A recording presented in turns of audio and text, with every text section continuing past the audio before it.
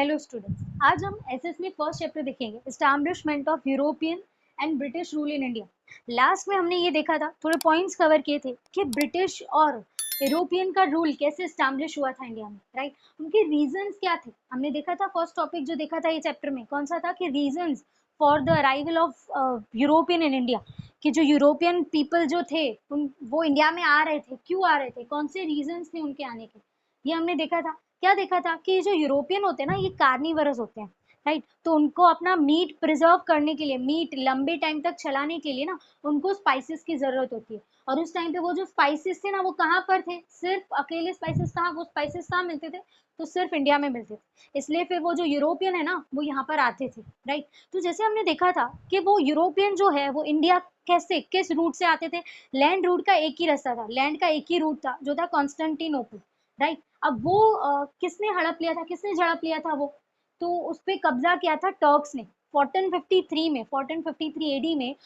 जो है कॉन्स्टेंटिनोपल जो है, वहां पर टर्क्स ने हमला कर दिया था। अब मतलब झड़प लिया था कि अब यहाँ पर कोई नहीं आएगा, यहाँ पर अगर कोई लैंड रूट से इंडिया जा भी रहा है तो पहले टर्किश जो पीपल थे, जो टर्की पीपल थे, उनसे परमिशन लेनी पड़ेगी, ठीक है। बट वो किसी को भी आने नहीं दे रहे थे। लेकिन यूरोपियन जो थे ना, हमने देखा था लास्ट वीडियो में कि यूरोपियन जो है उनको सख्त जरूरत थी, ठीक है।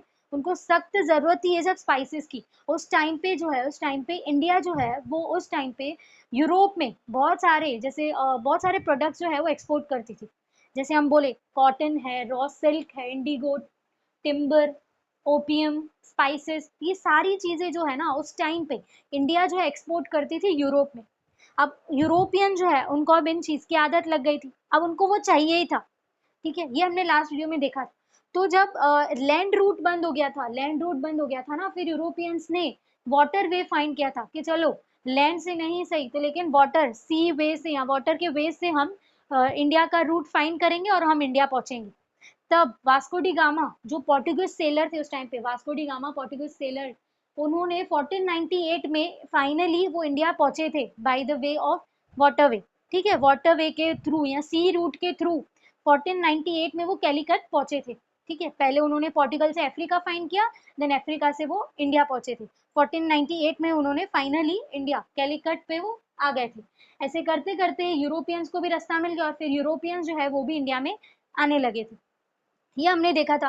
फिर हमने देखा था पहले जो है पोर्टुगीज आए थे, उन्होंने क्या किया था, राइट। अब जैसे पोर्टुगीज ने, हमने देखा कि वास्को डी गामा जो थे, वास्को डी गामा जो थे वो पोर्टुगल सेलर थे, पोर्टुगल सेलर थे, ठीक है। तो अब जैसे टर्क जो थे, जो टर्की पीपल थे, राइट, उन्होंने कैसे कॉन्स्टेंटिनोपल पे कब्जा कर दिया, ठीक है, कब्जा कर दिया कि नहीं, अब ये हमारा रहेगा। वैसे ही जैसे पोर्टुगल जो सेलर थे ना, वास्को डी गामा जो पोर्टुगीज पीपल थे, उन्होंने क्या किया, वो अब सी के रूट से सारे जो ट्रेड स्पाइसेस होते थे ना, सारे स्पाइसेस वो यूरोप अपनी कंट्रीज में या दूसरी कंट्रीज में लेके जाते थे और वहां पर ट्रेडिंग करते थे, राइट। और जो किंग जेमरन था, उन्होंने उनको परमिशन भी दी थी, उनको पोर्टुगीज पीपल को परमिशन दी थी कि तुम यहाँ पर अपना ट्रेडिंग सेंटर खोल सकते हो और ट्रेड कर सकते हो इंडिया में आके, राइट। फिर उन्होंने क्या किया था कि उन्होंने उनको नाम दिया गया था लॉर्ड ऑफ सी, ठीक है। लॉर्ड ऑफ सी क्यों दिया गया था, क्योंकि उन्होंने ही रास्ता फाइंड किया था सी के रूट का, राइट, उन्होंने ही सी के रूट का फाइंड किया था रास्ता। तो अब क्या हो रहा था कि उन्होंने क्या किया कि अब जिसको भी सी के रूट से, सी के थ्रू से अब किसी को भी इंडिया आना है, इंडिया आना है और यहाँ पर ट्रेडिंग करना है, तो पहले परमिशन लेनी पड़ेगी पोर्टुगीज की, पोर्टुगल जो पीपल है उनसे पहले परमिशन लेनी पड़ेगी, ठीक है। फिर हमने देखा था कि डच आए थे, डच पीपल आए थे फ्रॉम हॉलैंड। फिर हमने देखा था दानिश पीपल आए थे फ्रॉम डेनमार्क, ये सारे आए थे। फिर ब्रिटिशर्स आए थे, राइट, ब्रिटिशर्स ने फिर फोर्ट विलियम अपनी एक न्यू कॉलोनी बनाई थी जिसका नाम दिया था फोर्ट विलियम। आज के टाइम पे वो कोलकाता के नाम से जानी जाती है, ठीक है। अब ब्रिटिशर्स जो थे वो तो यहीं पर ठहरे थे। अब जो नेक्स्ट आए थे ब्रिटिशर्स के बाद वो कौन से थे, तो वो फ्रेंच थे। कौन थे, फ्रेंच थे। फ्रेंच पीपल जो आए थे वो ब्रिटिशर्स के बाद आए थे।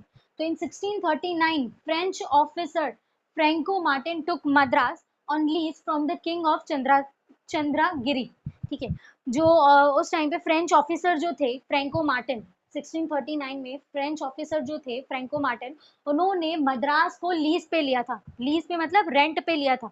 जो किंग थे, जो नवाब थे, किंग ऑफ चंद्रागिरी जो थे, जो नवाब थे चंद्रागिरी के, उनसे लीज पे लिया था, ठीक है, लीज पे लिया था मद्रास को, मतलब रेंट पे लिया था, रेंट पे लिया था कि अब वो वहीं पर अपना ट्रेडिंग सेंटर चालू करेंगे। तो हमने देखा था कि ब्रिटिशर्स ने उस टाइम पे ईस्ट इंडिया कंपनी स्टार्ट की थी। East India company was founded in 1600 AD.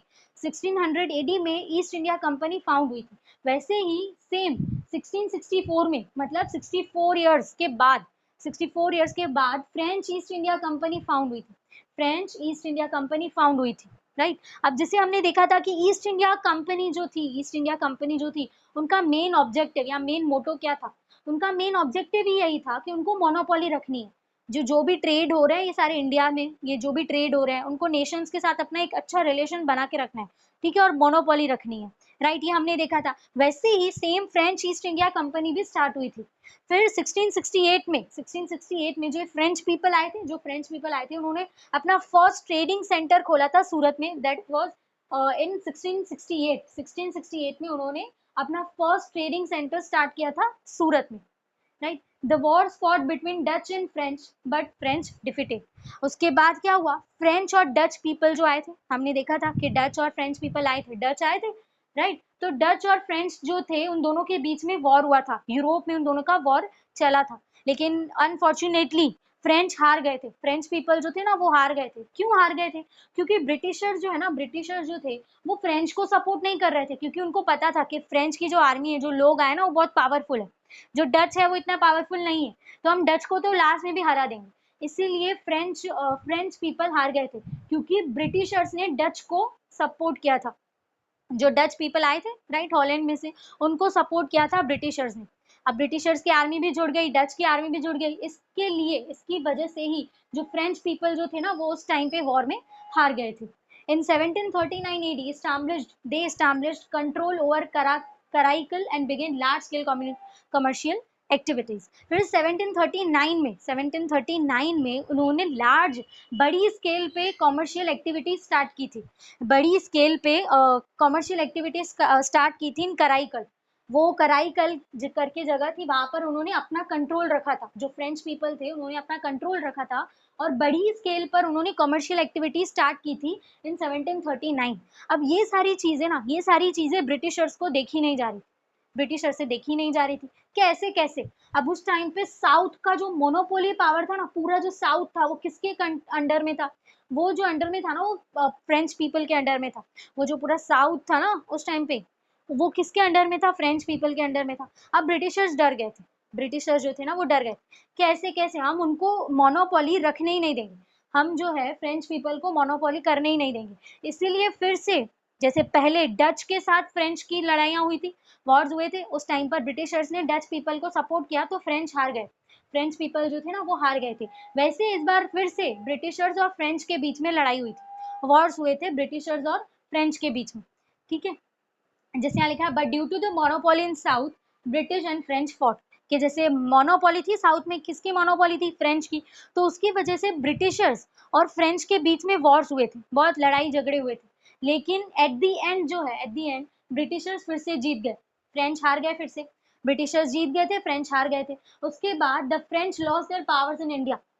पूरे इंडिया में जितने भी पावर्स थे ना फ्रेंच के, वो सब हार गए। मतलब फ्रेंच जो है, फ्रेंच पीपल जो आए थे वो बिल्कुल हार गए थे। मतलब कोई भी जगह पर उनके कोई पावर चल ही नहीं रहे थे, किसके? फ्रेंच पीपल जो आए थे। देन बट एक पौंडीचेरी, एक्सेप्ट पौंडीचेरी इन 1761। पौंडीचेरी जो है वो किसने फाउंड की थी? पौंडीचेरी जो है वो फाउंड की थी 1673 में। फ्रेंच नहीं, फ्रेंच पीपल जो थे उन्होंने 1673 में पौंडीचेरी फाउंड की थी। इसलिए पौंडीचेरी का जो कंट्रोल था ना, पौंडीचेरी का कंट्रोल वो अभी भी किसके हाथ में था? तो फ्रेंच पीपल के हाथ में था। मतलब 1761 में उनके जो वॉर्स चल रहे थे, 1761 में फाइनली ब्रिटिशर्स और फ्रेंच जब लड़े थे, तो फ्रेंच जो है, फ्रेंच पीपल जो थे वो हार गए थे, राइट। और उनका पूरा इंडिया में जितना भी कंट्रोल था साउथ के ऊपर, जो मोनोपोली चल रही थी फ्रेंच की, वो खत्म हो गई, राइट। अभी सिर्फ जो फ्रेंच के पास, जो फ्रेंच पीपल के पास जो बचा था ना, वो सिर्फ क्या था? पौंडीचेरी बचा था, क्योंकि 1673 में उन्होंने ही फाइंड किया था।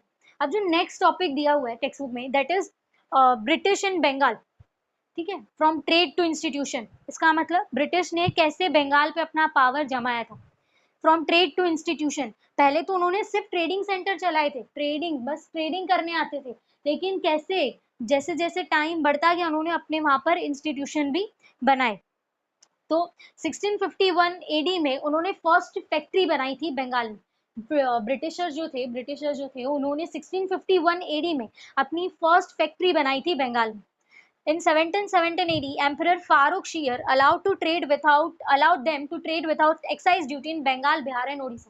उस टाइम पर जो एम्परर थे फारूक शीयर, उन्होंने क्या किया था, ब्रिटिशर्स को अलाउ कर दिया एक्साइज विदाउट एक्साइज ड्यूटी, मतलब तुमको टैक्स पे नहीं करना है। उन्होंने ब्रिटिशर्स को अलाउ कर दिया कि अगर तुम यहाँ पर ट्रेड कर भी रहे हो, अपना ट्रेडिंग सेंटर चला भी रहे हो, तो कोई इशू नहीं है, तुम यहाँ पर भले टैक्स पे मत करना। मतलब फ्री में उनको वो अलाउ करते थे यहाँ से ट्रेड करने के लिए। लेकिन ये सारी चीजें जो है, ये सारी बातें ना, वो सिराजुद्दौला को समझ में नहीं आती थी, राइट। तो 1717 में जो एम्परर थे फारूक शीयर जो थे, उन्होंने ब्रिटिशर्स को अलाउ किया कि तुम कोई भी टैक्स पे नहीं करोगे और फ्रीली ट्रेड कर सकते हो बंगाल, बिहार और उड़ीसा में।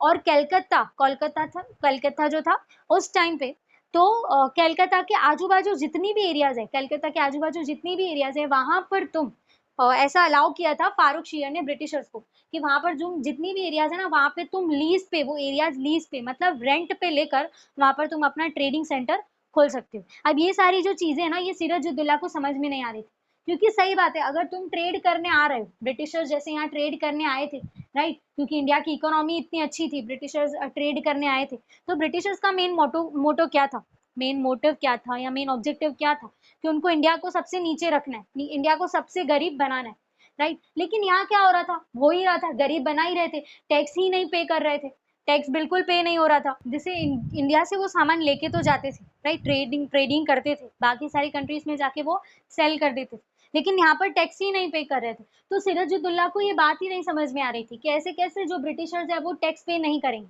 इसकी वजह से सिराजुद्दौला और ब्रिटिशर्स के बीच में जो भी रिलेशंस थे, सिराजुद्दौला उस टाइम पे कौन थे, बंगाल के नवाब थे, बंगाल के जो नवाब थे सिराजुद्दौला, उनको ये सारी बातें समझ में नहीं आ रही थी।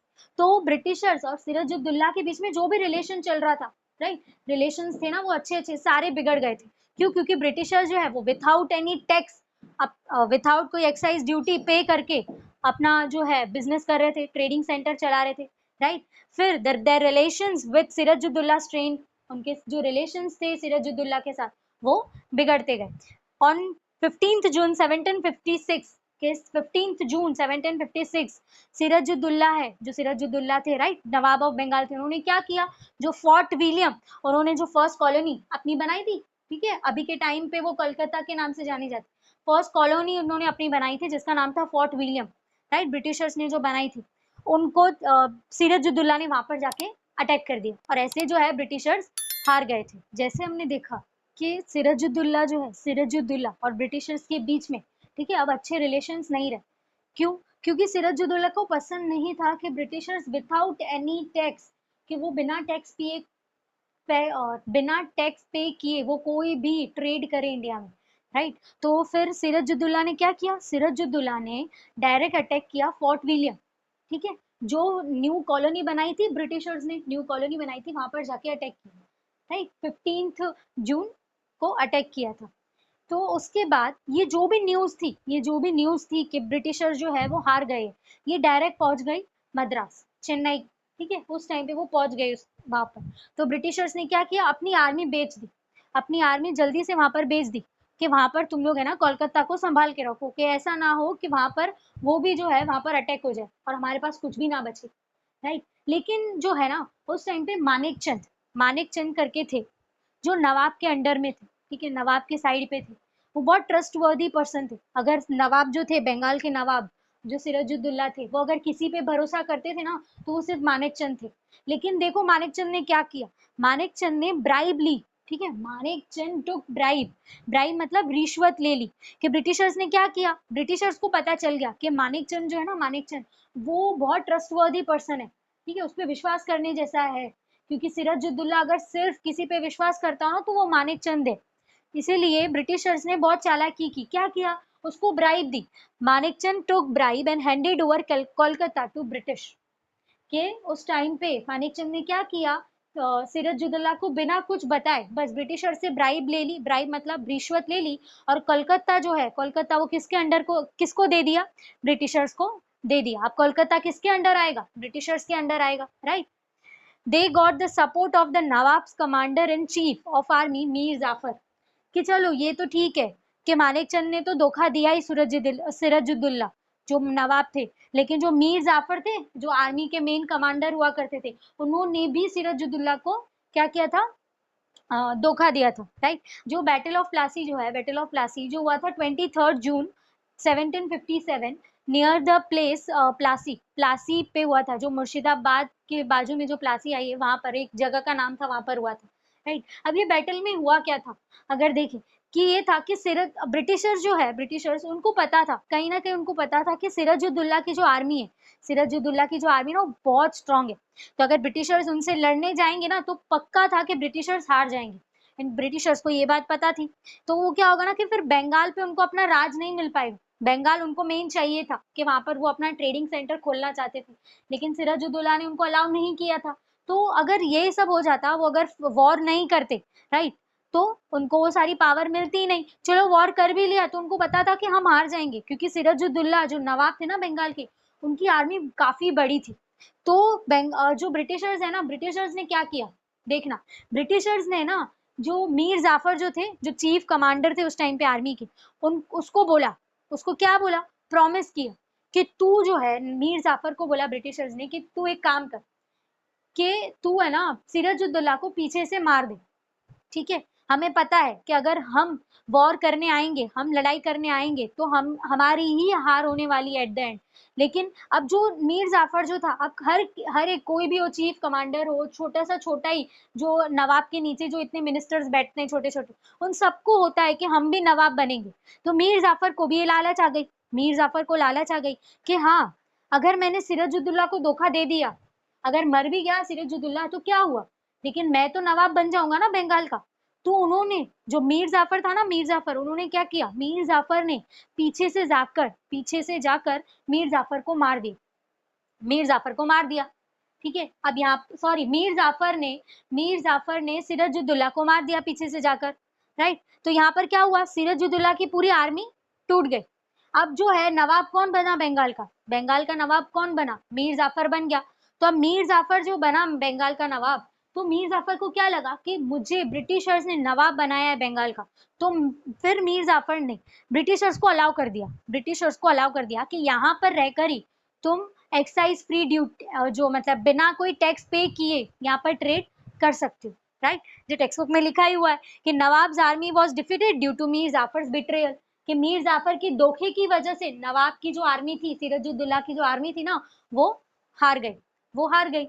तो जो भी बिग लीडर्स थे उस टाइम पे, बिग लीडर्स थे ना, जैसे कि बंगाल के जो भी बिग बिग लीडर्स थे, बड़े बड़े लीडर्स थे, जगत सेठ, राय दुर्लभ एंड अमीचंद, ये अब किसके साइड पे आ गए, ब्रिटिशर्स के साइड पे आ गए। कहीं ना कहीं उन्होंने भी अपना फायदा देखा कि जैसे मीर जाफर बन गया, नवाब बन गया, उसे इतना सब कुछ मिल गया, तो हो सकता है हमें भी कुछ मिले आगे चल के, ठीक है। पर ये क्या थी, ब्रिटिशर्स की एक चाल थी।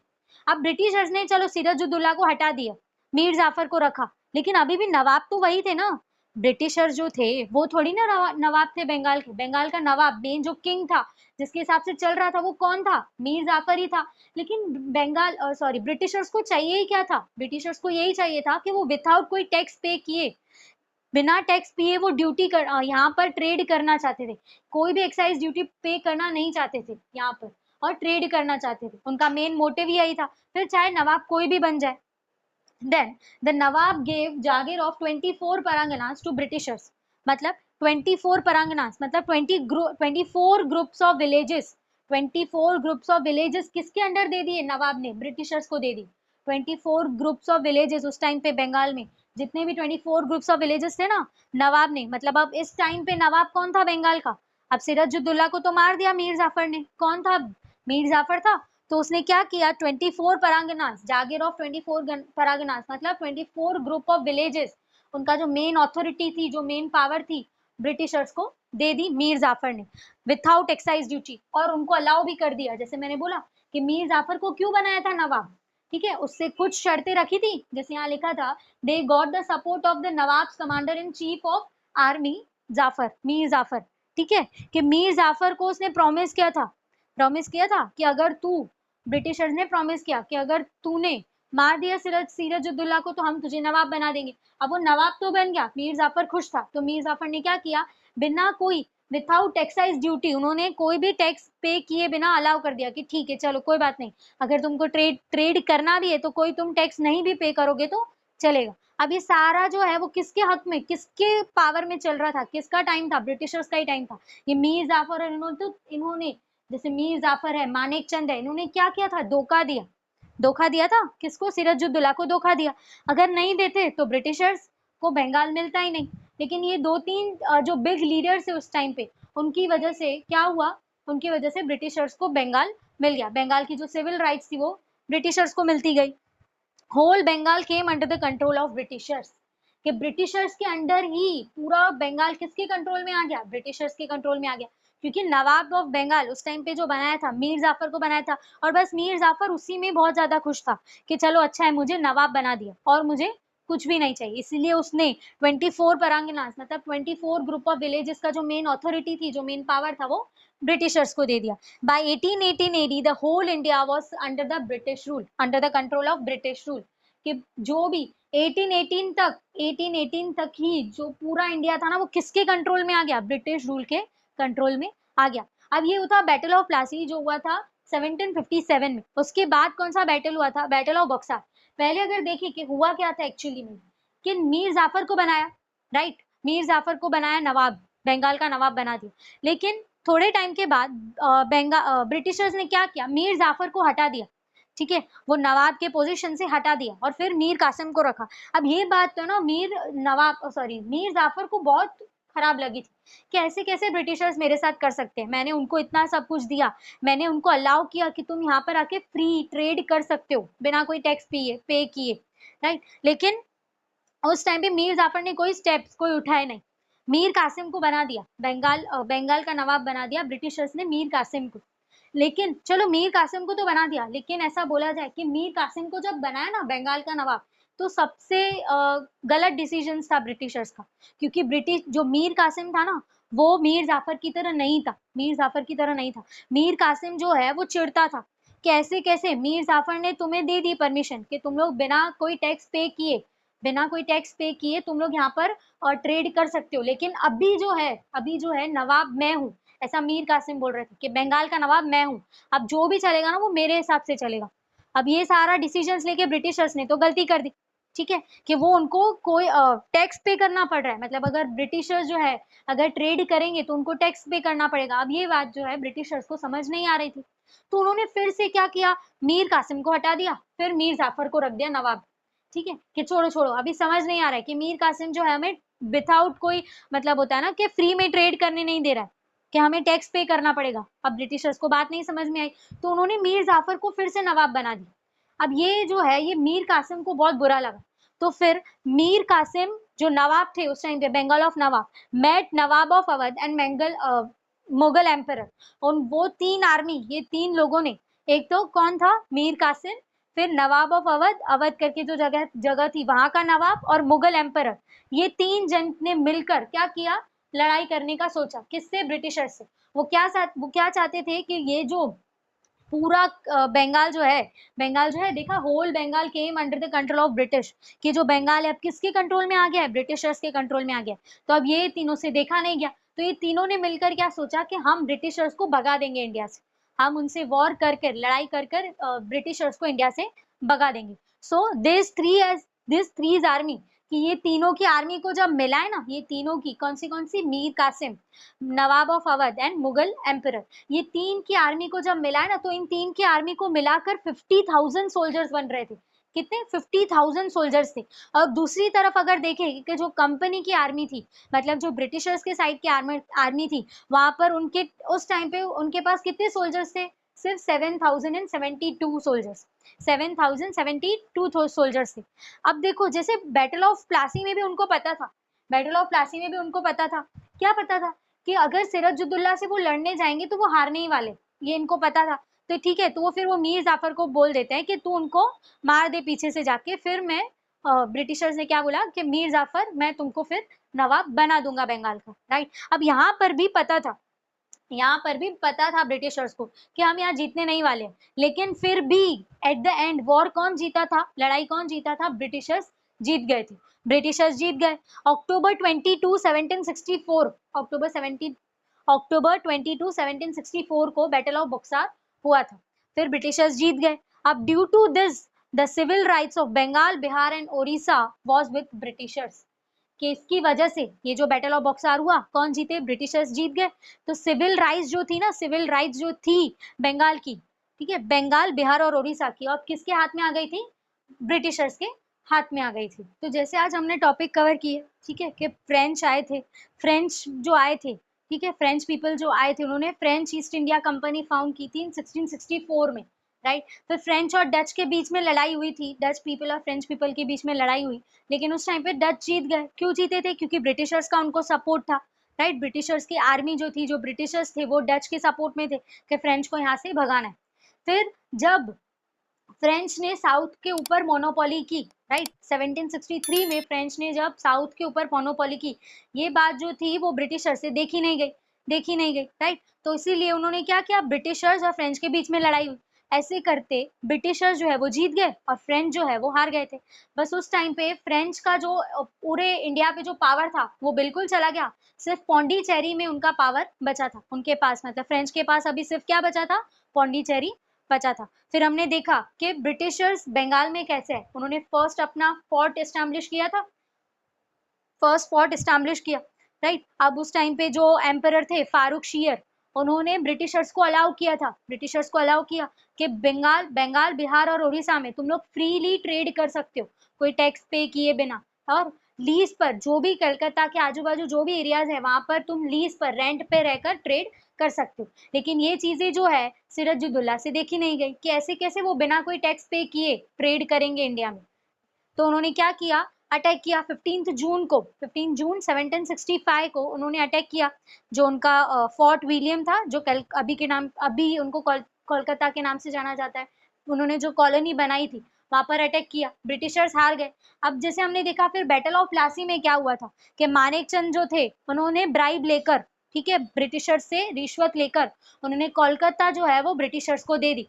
फिर मीर जाफर ने सिराजुद्दौला, उस टाइम पे जो नवाब थे, उनको धोखा दिया, राइट, कैसे, उनको मार दिया, और फिर क्या बने, खुद अब नवाब बन गए बंगाल के, ठीक है। और उन्होंने मीर जाफर ने ब्रिटिशर्स को अलाउ किया कि तुम यहाँ पर विदाउट कोई एक्साइज ड्यूटी पे किए तुम ट्रेड कर सकते हो, राइट। फिर ब्रिटिशर्स ने मीर जाफर को हटाकर मीर कासिम को नवाब बनाया, लेकिन मीर कासिम को ये सारी चीजें अच्छी नहीं लग रही थी, मीर कासिम को ये चीजें अच्छी नहीं लग रही थी, कैसे कैसे कोई ब्रिटिशर्स जो है वो टैक्स पे नहीं करेंगे। तो अब फिर जो ब्रिटिशर्स थे उन्होंने क्या किया, फिर मीर कासिम को हटाकर मीर जाफर को नवाब बना दिया। अब ये मीर कासिम से बात देखी नहीं गई, इसलिए तीन लोगों ने, Mir Qasim, nawab of Awadh and Mughal emperor, ये तीन जनों ने मिलकर क्या सोचा कि ब्रिटिशर्स को इंडिया से भगाना है, क्योंकि हमने देखा था कि होल बंगाल अब किसके अंडर पे था, ब्रिटिशर्स के अंडर में था, राइट।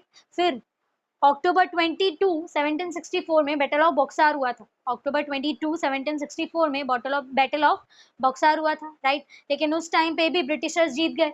बैटल ऑफ प्लासी में कैसे ब्रिटिशर्स जीत गए थे, मीर जाफर के बिट्रेयल की वजह से, वैसे ही बैटल ऑफ बक्सार में भी ब्रिटिशर्स जीत गए थे, और उसकी वजह से बंगाल, बिहार और उड़ीसा की जो भी सिविल राइट्स थी, बंगाल, बिहार और उड़ीसा की जो भी सिविल राइट्स थी वो अब किसके अंडर में थी, ब्रिटिशर्स के अंडर में। तो जैसे आज हमने ये सारे टॉपिक्स देखे, नेक्स्ट की वीडियोस में हम नेक्स्ट देखेंगे।